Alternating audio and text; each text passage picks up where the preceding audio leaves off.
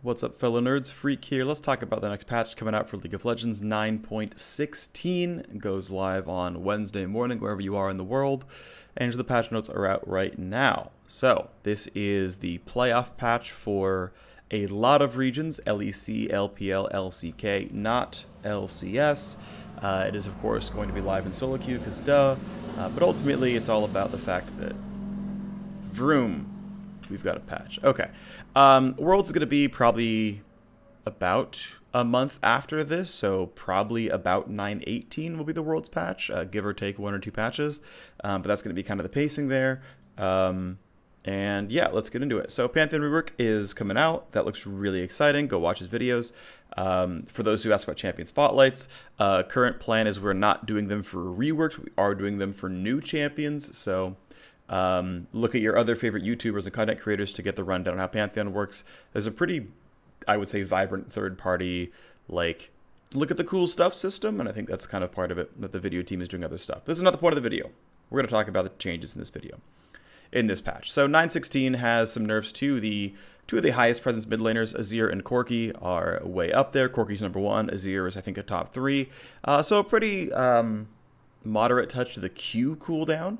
I always like when you no longer have decimals in numbers, personally, but it's a really minor point here.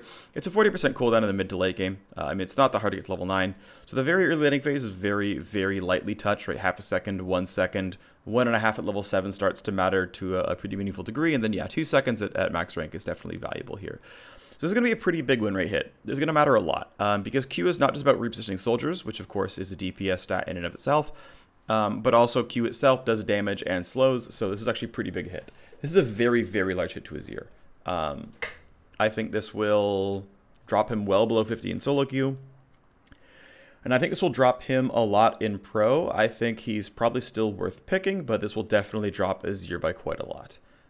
Next up is Corki, who's losing 5 attack damage and 0.5 attack damage growth. This is a pretty big hit as well. You can see it's an 8 to 12% attack damage hit, which is pretty big. Do want to point out that as a core Trinity Force user, base attack damage is even more useful on him than other champions. This is a very large nerf. This is going to do a lot to Corki. I'm going to guess 2.5% win rate at least in solo queue. And being the literal #1 presence mid laner, this is not big enough to drop him out of pro play. But I think this will do quite a bit. This will knock him out of top 3 by the end of playoffs. Like, if there are no changes coming into Worlds, Corki will not be a top 3 mid laner. This might take time for people to understand how big this change is. It's very easy to say, whatever, it's a little bit of attack damage, who cares? This is a big deal. Next up is Dr. Mundo, who's getting the tenacity flattened to rank 5 of the ability, and E's cooldown is going to go shorter with rank. Now, W is normally maxed last, so here is the tenacity before and after, and here's the math on how long crowd control lasts on Mundo before and after the changes. 22% off for the vast majority of the game is non-trivial. So 22% multiplicative less duration on abilities is pretty nice. As far as the E cooldown, he maxes second. Pretty substantial difference here. Now, I do believe the cooldown of the ability does not start until the buff itself ends. That's fine. It just means your downtime between getting the attack damage buff dropped by 2 seconds by mid-game, by late game. So, you know, pretty reasonable there. Definitely a big buff to Mundo. I'm going to say probably a good 1.5% or so. And he is like, I think he's like a 48-ish, 49-ish% win rate top laner and jungler, so he's actually pretty close. This obviously does not affect his jungling much. It affects his late game team fighting when he's actually getting crowd control. This, again, doesn't matter until you're later on to the game. So these buffs aren't that big. I think 1.5 is a reasonable percentage increase for win rate here. Yeah. I think he'll be viable. I think I've said this about every Mundo change, by the way. Every time there's a Mundo patch, I'm like, oh, I think he's viable now, and then it never happens. That said, I think 48% win rate is viable. Just, you know, play the champion well. But yeah, I mean, Mundo I think is gonna be fine after this. I don't know if he's gonna be popular, but he's definitely gonna be stronger. Next up, some small buffs to Echo. Flat 10 damage on Phase Dive and 0, 10, 20 seconds off Chrono Break. That's actually a pretty big deal here. 50 seconds is very, very, very, very short. Keep in mind this doesn't affect anything till level 11, so the whole like ult back to lane after recalling only exists at level 11. But a lot of his builds have 20 or 30% CDR. You can get this to like 30 seconds without too much difficulty, which means that if he wants to be a side lane split pusher, you can absolutely recall an ult back. If you're in a late game team fight or like a late game siege scenario where you know, Echo gets chunked out or whatever, he can just recall, get the home guard heal, ult back into the lane, and you know, siege threat into the game. So definitely going to be meaningful there. So here's the damage difference. Now, I forgot to do something smart, which was to include his total attack damage ability, because the E, by necessity, deals auto attack damage on it as well. So the like real difference is not necessarily the same percentage as what you see here. But at the end of the day, it's still 10 damage. 10 damage is not trivial. It's not complete garbage. It exists. The cooldown, again, pretty substantially down at max strength in the ultimate. This is, you know, a solid 1% to Echo. It's nice. And I actually really do think this is a bigger deal for Pro, because uptime seems to be a really big deal for Pro play. And so this is the kind of change that actually puts Echo back in Pro. So I like that a lot. Next up, a nerf to Ezreal's Q AP ratio. Essentially doing, you know, Luden's Echo third, things like that.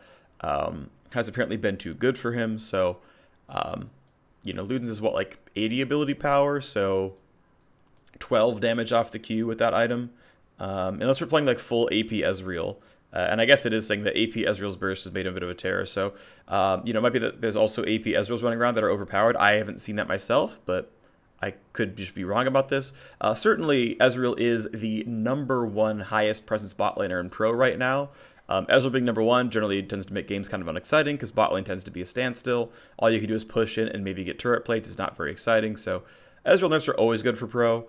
The cooldown going up by 6 seconds at rank 1 of Arcane Shift is a pretty big deal. Here's the numbers here, quite meaningful. And keep in mind, Ezreal being a duo laner, he levels up slightly slower than solos do. In Pro, what's kind of funny is in Pro, supports leave lane more often. And so scaling differences in bot laners disproportionately affect solo queue and Pro play differently compared to almost any other role in the game. So Ezreal in Pro hits level 13 sooner than Ezreal in solo queue, meaning this nerf means less to Ezreal in Pro than it means to Ezreal in solo queue. So I kind of want to point that one out, right? That like you'd almost want to do like a flat 2-second cooldown increase, and that would almost be more Pro focused because of how that game state shapes up. I'm not sure how much early ranks of Arcane Shift are going to affect Ezreal. In lane, certainly it means you are less likely to be able to use E for offensive purposes. So that can definitely matter. But ultimately, I'm expecting fairly small shifts in Ezreal power, and I'm not expecting Ezreal to drop from #1 in Pro play. Next up, buffs to Fiora. We're up for some more Fiora buffs. He's getting 2 to 0 seconds off the E cooldown, and 0 to 40% bonus attack speed on the / of the E as well. So here are those changes right here. Solid 15% cooldown for a lot of the game. You, of course, max this one second. Here's the attack speed buff, pretty meaningful. This is, of course, with her base stats rounded in as well. So you actually attack 6 to 20% faster, and that's not counting things like Trinity Force, which are sometimes purchased in her itemization. Pretty much the only attack speed item she actually buys is Trinity Force, if at all. So, you know, it's not going to get diminished much here. It's still, you know, a non-trivial amount of attack speed, 6 to 20%. Not terrible. The 50% E cooldown arguably even more important. So she's gonna be more likely to be able to like just like hard trade with auto attackers, because a lot of times like her laning phase is just I just land the Q poke and back off and you know use mana flow band. This is gonna let her actually trade blows more frequently. Next up, 2 to 0 seconds off of Jax's leap strike cooldown. This is generally max second. It occasionally can be maxed third. You're now more likely to max this third, so you can leave this out of 1 point wonder, because your cooldown only goes down by 2 seconds. That can really help Jax in his melee matchups, especially because you can then max Counter-Strike second, like very reliably. I know the note here is, hey, it's better in ranged matchups. He wants people to jump on ranged champions more often. And that can be fair as well, right? If you have more windows to all-in people, because keep in mind, even if you do max a second, and I'm assuming you max a second here, right? Even if you do max a second, it is still strictly better for the first 12 levels of the game, which even if you are maxing at second, the entire landing phase is better now. So this is definitely a non-trivial buff to his ability to continue to jump on and attack a ranged champion, so for sure that's true. Next up, a very, very big buff to Kassadin's W active. Keep in mind the passive has damage on it just in and of itself, but 30 flat damage on the active is a really meaningful hit right here. This counts as total AD, of course, and yeah, I mean, even with his total AD being quite high, actually, Kassadin has really good attack damage. This is very, very good damage here. This is a really big hit. Now, the cooldown's ability is like 8 seconds or something. It's actually quite long, so it can be hard to use this a lot. It will at least help with last hitting, which is nice. But yeah, in melee matchups especially, or in later game fights where he's actually going to be able to get into melee range of you, this is going to be a really, really big bump. And that's going to be really good. So this is a big hit to Kassadin, upwards of 1%. Even though the ability is not used all that frequently, it will matter. So, you know, that's going to be nice. Kassadin's up slightly. 0.1 AP ratio on LeBlanc, cool. Small buff there, probably less than 0.5%. Next up is Lux's shield is getting some new updates based on the fact that she got nerfed a few patches ago. So back in 9.14, it got nerfed so the second half wouldn't be double the first half. And that was just straight up. There you go. So now the shield has way better level scaling. 10 flat shield per rank on both halves. And here you go. So here's the Lux shielding before and after. It is a 36% bump. Now I'm assuming you're playing support Lux and maxing shield first. Right, that's the goal here. If you're maxing shield first, here's the difference. The early landing phase, no different, but as time goes on, get to level 9, 300 points shield to your whole team, definitely strong. Definitely strong, that's good stuff there. Now, we also compare to back in, I don't know why I put 8.13, back in 9.13, when it was the old value of 150 to 330, now it's 100 to 300. So her early landing phase, if you think back to old Lux support, who was a top 2 support, you'd pick her every game. You'd max shield, she was overpowered. If you kind of compare those two builds, definitely weaker in the early game, but it catches up pretty quickly. Also worth pointing out, in any case where you hit the first half of the shield, but not the second half of the shield, the first half of the shield is strictly stronger than before. Okay, there's a duration change, sure, technically, but in general, I would say the first half of the shield is basically always stronger, and only the second half of the shield is sometimes weaker based on how things are going. One thing I also want to point out, by the way, is that Lux support, her win rate is suppressed below what it should be, because I went and looked, and in present day, in 9.15, her win rate for Shield Max First is much higher than her other win rates. Shield Max First is still the dominant skill order for Lux support. The problem is not many people are doing it. So her win rate is below 50%, but her Shield Max win rate is above 50%. And they're buffing her shield. So she's going to be back to being an above 50% win rate support. In fact, she already was, but she's going to be back to being well above 50%. Ultimately, she's definitely weaker than she was back in 9.13. But again, this is a lot of power coming back in, and she's honestly fine in my opinion. So Lux support, totally viable in solo queue and pro. Next up is Nocturne getting some very small stuff. Here's 2 armor, here's 2.2 health, here is 2.2 mana, and here's 0.056 less mana regen. The thing that really matters is the 10% bonus attack speed once you learn W. So here's the attack speed stuff first, because that's the more interesting stuff. Without popping the shield, just looking at his own base stats, it is an 8 to 5% attack speed increase. That's pretty good. That's definitely pretty good. That's solid stuff. You tend to max this last because 5% attack speed per rank is not very good, but yeah, definitely meaningful stuff. Definitely gonna mean a lot for his jungle clear. Gonna mean a lot for everything else. That's cool stuff. You also, by the way, might indeed rank W at level 1 to clear your jungle. My understanding is Q versus W at level 1 is actually pretty close in overall jungle clear speed for your first camp, and with 10%, well, 8% more attack speed than before, you've got a real chance of actually wanting to rank W at level 1.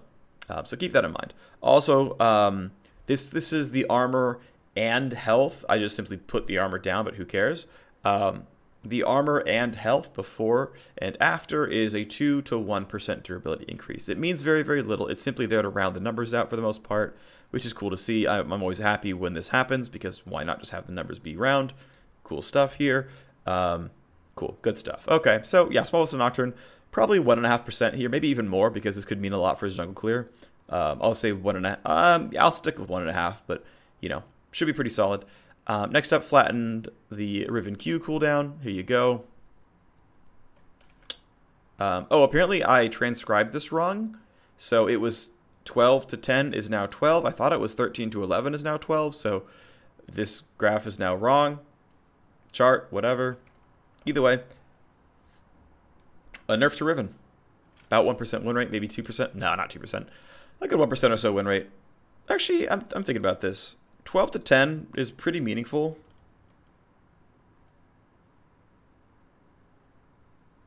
Yeah, we could say, I'll say 1.5% probably. But yeah, still very, very good in solo queue, and no one's really playing her in pro, although I think she's arguably viable, but whatever. Just not happening. No one's playing her, who cares? Fiora buffs will play Fiora instead. Jax buffs play him instead. Next up, nerfs to Sejuani.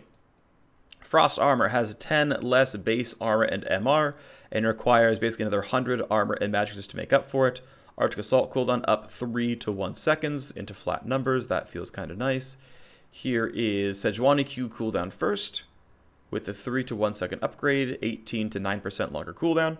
Okay, definitely meaningful there. Q cooldown is felt for solo queue players. It can feel pretty bad having a 20-second cooldown dash, which really can lower your safety, your ability to counter jungle, your ability to do all that cool stuff. But Sejuani is pretty much the #1 jungler right now, so down to us a little bit. And then this is the average of her armor and magic resist before and after the patch. It is down 7 to 5% based on champion level, and of course it takes 100 armor and magic resist combined to buff the ability back up to its old values. What this means is basically this Cinderhulk Warmogs build is much worse. You need to essentially get Gargoyle Stoneplate and, like, I don't know, Knight's Vow or Locket or something, which means in most cases, Sejuani's core builds are weaker because she builds a lot of health. And because she builds a lot of health, and to be fair, it's because she gets free armor and MR from the kit. Turns out, when your base stats are out of line, your builds change. Who would have thought? Because this essentially just here's free base stats. It's at least expressed in an interesting way via a passive, which I think is cool. Pun not intended. But I mean, regardless, like, yeah, she's probably not going to change her builds very much. Her actual durability is, again, down 7 to 5%, which is not trivial. That definitely matters for her durability. These are going to be pretty meaningful Sejuani nerfs. They don't look big on paper, to be honest, but they actually are. So I would probably set 2% or more. And I think she drops at a top 3 in pro. Next up, a flat 1% target max HP increase on the Q and a flat 10 damage increase on the E. Here is Shen's Q damage, picking him as the example target, taking his total attack damage into account. And everything else in the ability. That is about a 7% damage increase. As far as the E is concerned, it's a 20 to 7% damage increase. Basically, yeah. Doesn't really matter what order you max his abilities in. It's always 1% max health damage and 10 flat damage on the E. Doesn't really change much of anything, but here's the numbers. It's not too bad here. This is, by the way, I want to point out the empowered champion damage. So it's when you drag the Q through an enemy champion, then you get this, which means this is not always going to happen. You're not always getting this damage. This still feels like a solid 1% win rate increase. I think it'll happen often enough that you'll get some value out of this. Making Shen more of a fighter, I think, is actually a positive. I think if you have Q on the kit, it might as well be good. So Shen's going to go fight things more, and that should look pretty solid. Next up, some buffs to Mr. Singed, rounding out the base stats. 9.4 mana, 0.68 attack damage, 0.025 less mana regen, 0.09% attack speed growth. Very, very, very small things. They don't mean almost anything at all. And then 0, 5, and 10 bonus stats on Insanity Potion. So here is the mana difference. This one's actually meaningful, right? 14% mana in the early game definitely matters. He actually gets really, really high mana growth at the end of the game. Going over 1,000 always feels weird to me. I just don't think champions need it. I would like if he just had 5 less mana per level. But I mean, kind of whatever. It doesn't mean that much. As far as auto attack DPS, it's up 1 to 2% based on the attack damage being up and the attack speed being up. Slightly better at split pushing. Slightly. Cool. The mana actually was what means more. The bonus stats on Insanity Potion, I think, definitely meaningful as well. And yeah, he's going to get a bunch of extra armor, a bunch of magic resist, a bunch of AP and stuff. Like, that's cool. So, cool. Go Singed. I think he's in a decent spot. Like, I think Singed is quite strong. I like Singed a lot. So, go forth and play Singed. You got some more mana. Next up, Scion, also getting some rounding out, right? 4.4 mana, 2.36 health, and 0.0008 less mana regen. But rounding the numbers is nice, so cool stuff. These are too small to matter, but Decimating Smash gets a flat 10 damage on the minimum and a 10 to 30 damage on the max. This is now, unfortunately, Decimating Smash no longer deals triple damage on a full charged Q. It's triple the AD ratio, and rank 5 is triple the base damage. Ranks 1 through 4 don't quite do it. Feels kind of bad. Oh well. But hey, want to point out, Decimating Smash now deals basically 25% bonus damage to monsters. That's actually kind of interesting.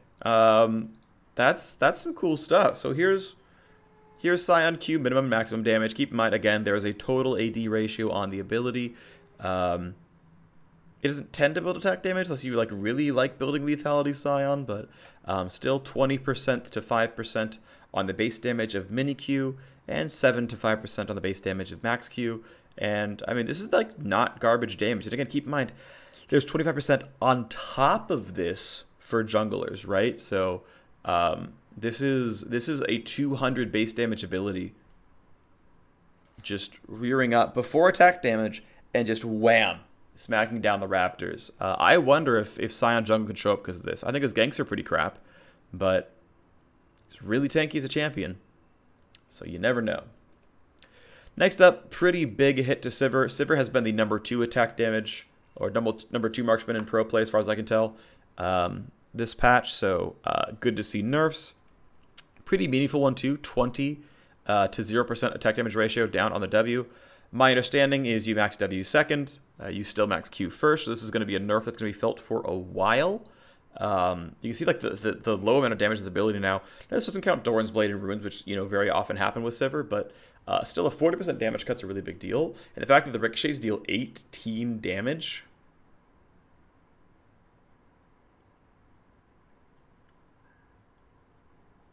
not sure it's worth the mana sometimes. This is barely wave clear. So definitely really, really meaningful stuff here. Obviously, again, you're supposed to build attack damage, right? You start with the Doran's Blade, you sometimes get attack damage runes. You're going to go build a BF sword early on, finish Reaver, go to IE second. You're going to get all that stuff online, so it's fine, but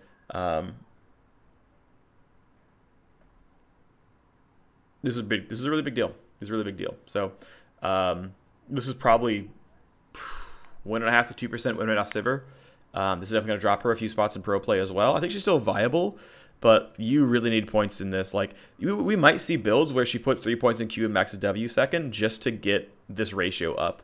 I'm expecting to see some really significant differences in ability ranks because I think people are going to want to time max rank W to when their 2 attack damage are done. Once they have BF Sword Caulfields, they're really going to want at least 4 points in Ricochet. So we're probably going to see some skill order differences for high-skilled Sivir players. Maybe that's wrong. Maybe Q's rank up is so good you never hop off of it, but there's a real chance we see W's rank up come up. Next up is Sylas. Reduced damage now goes back against monsters once again. Push him a little bit out of the jungle once again. I'm pretty sure Sylas was getting some jungle play even before some of these jungle monster damage buffs that happened a couple patches ago, so I think we still see Sylas jungle be viable. I think Sylas is still viable in some solo lanes as well, so this just kind of flattens out the difference somewhat. I think we still see Sylas just more sort of equally across roles, and now works properly with Karma Hijack, so that's a good thing. Next up, Syndra now does another 10% bonus damage to champions on max rank of Q, and Scout of the Week has a flat 15 damage increase. Oh yeah, here's Sylas change, by the way. Here's Q's total damage before and after. The entire ability does basically 22% less damage as a result. Here you go. It's meaningful. It's very meaningful. Definitely matters. That's life for Silas. Okay, so Syndra. Once you hit max rank of Q, right, the bonus damage comes online. Instead of doing 265, does 288 to bonus to champions. So very, very significant. Like, this is an almost 300 base damage ability with like a 4 or 3 second cooldown. This is very, very good. 9% more overall actual damage. Right, this multiplies the ratio as well, by the way, which means it's a really, really significant change as long as you can land the Qs, which you often can. E damage up by 15. You can see 21 to 6% based on rank. You max that 1 second. This is a really, really meaningful Syndra buff. This is a very big deal. Syndra is, I think, going to be a premier mage in the playoff meta for those regions that have this patch. This is a very, very big change. Next up, Tahm Kench loses 10 move speed and 1 duration off thick skin. Good to see Tahm Kench nerfs. See him too much. I think he's #1 support. Well, he's #1 non-enchanter support, so good to see him go down. Next up, big ol' nerfs to Yuumi. Big, big, big nerfs to Yuumi. Okay, so empowered damage on Q goes down a lot. Slow gets reshaped to be lower early, the same late, but the duration no longer scales. By the way, this is a good change. I think duration scaling is really bad on CC. I'd rather see cooldowns change. Hey, look, then we have that. So let's look at this. All right, here is Yuumi's Q damage and the slow it provides. All right, the Q damage is down by 18%. 225 max damage. That's actually pretty low, right? For a 6 rank ability, it's only 225. That is definitely quite low. But that's life. That's what the ability needs to do in order to be fair, which is like, okay, you know what? That's reasonable. Sure, here we are. 18% off the damage. Yep. Now, the Q itself, what I basically did is I took the slow percentage and multiplied it by the slow duration and said, okay, how many total sort of units of movement are we removing from people? And this is the output here. It's always weaker as an ability. And in this case, I just simply divided one into the other and said, okay, well, you're only providing 86% as much slow as before, so here. And yeah, I mean, it's pretty meaningful, right? Like, we're dropping... Excuse me, sorry. We're dropping 1/7 off of the slow duration here. We're dropping the potency and the duration of the slow by half at early ranks. Like, definitely meaningful. So, pretty big hit here. Going to mean a lot for Yuumi. She's, I think, certainly going to drop off top tier as a result of these changes. They're very, very large. The cooldown change is simply just 2.5 seconds at early rank, which goes down. I didn't bother doing the math for that because it's just kind of a minor point in lieu of everything else. But yeah, going to be meaningful. Yuumi's going to drop probably like a good 2% win rate, maybe more. And she's definitely dropping off the top spot in Pro. But Lux is going back up. So Lux is probably going to be #1 in Pro again. Next up is Ziggs getting a 0.15 AP ratio on the satchel charge and a pretty solid 4-second cooldown to 0-second cooldown off the W. Of course, you max W last. There were certain Ziggs bot builds that would max W second for the turret killing. I don't think I'm expecting that to come back, probably, but I guess you never know. Either way, right, 17% to 0% is pretty big. The R cooldown also down 0, 10, 20. That's pretty meaningful as well. Here's the numbers. 0, 10, 22% off the cooldown. Pretty meaningful. So big stuff here, right? This definitely puts Ziggs, I think, into people's minds. That said, I have seen a lot of these kinds of changes where just no one plays the champ in pro play. Or sorry, they don't play in pro play. They don't play it in solo queue either. This is the kind of change where, like, you might see someone like Caps try this or Perk see if it works in the bot lane. But for the most part, I really don't see pros try out champions that they didn't even consider as a possibility. They see these buffs and go, okay, whatever. If they even read the patch notes in the first place. I would be shocked to see Ziggs hit pro play. Just because it's the kind of champion that people just overlook straight up.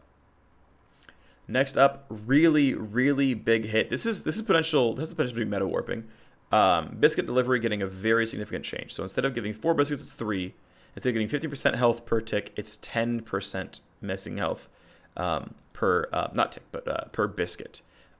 Health for manaless, whatever. Mana restored, of course, is the same. Healing duration has been hastened, right? So instead of 1% per tick for 15 seconds, it's 2% per tick for 5 seconds. So like the healing rate is higher, which is cool. You actually get them sooner as well. You get 3 biscuits by 6 minutes. The amount of mana you gain gets close. So let's look at this, right? I'll start with the easy stuff. Here's the mana before and after. If you run biscuit delivery, it's 150 instead of 160, but you get the mana way sooner. So like whatever, as far as actually mana gained, it's probably a buff. Just because you use the early mana a bit more. The real big stuff is how much missing health heal you would get before and after, and at 2 minutes you get a biscuit when you wouldn't have otherwise, but for most points in time otherwise, you have received less total healing.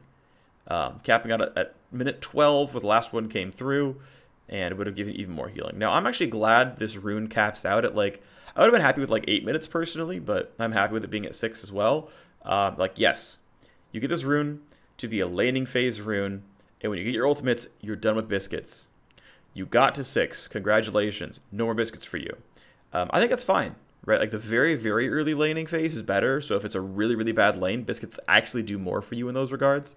Because at at level 4, or, 4 and 5 minutes, and even at 6, it's like it's more healing instantly and it's more mana. So the very early game is generally better, but it's less long-term sustained, which is fine. What's interesting is like, you really didn't often use the 9 or 12-minute biscuits as much because it was so kind of late in the laning phase. But I'm just glad to see this rune kind of cleaned up and nerfed down a little bit. I think it's really positive.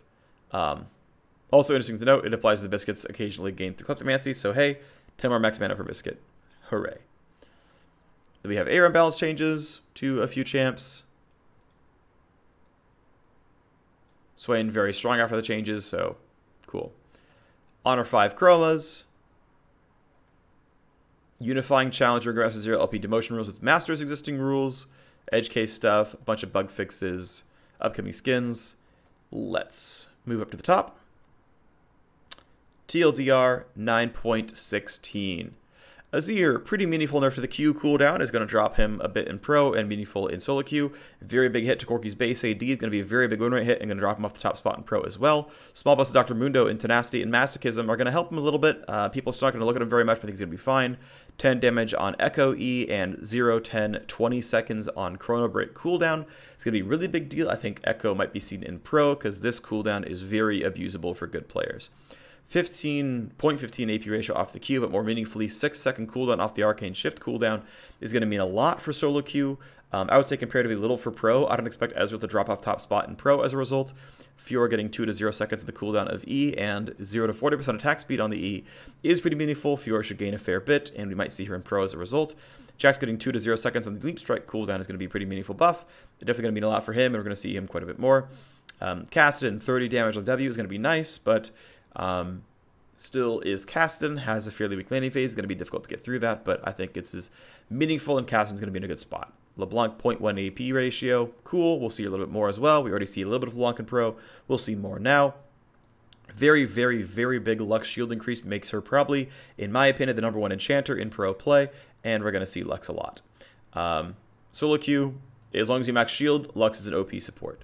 Nocturne gets 10 attack speed on Shroud of Darkness and very, very small base stat adjustments. The important part is this.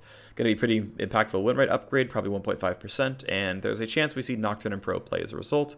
0 to 2 seconds off the cooldown nerf for Riven Q. Definitely going to matter. Probably 1.5% win rate goes down, and we don't see her in Pro anyway.